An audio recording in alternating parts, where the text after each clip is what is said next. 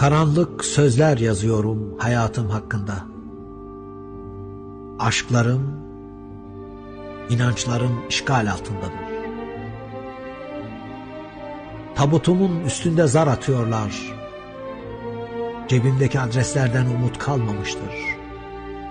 Toprağa sokulduğum zaman çapa vuran adamlar, denize yaklaşınca kumlar ve çakıl taşları geçmiş günlerimi aşağılamaktadır.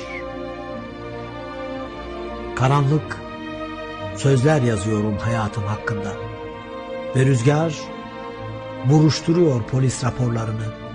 Kadınlar fazlasıyla günaha giriyorlar. Bazı solgun gömleklerin çözük düğmelerinden. Çelik tırpan gibi silkiniyor çocuklar denizin satırları arasında. Gece arsızca kükrüyor paslı beyninde şehrin. Küfre yaklaştıkça inancım artıyor.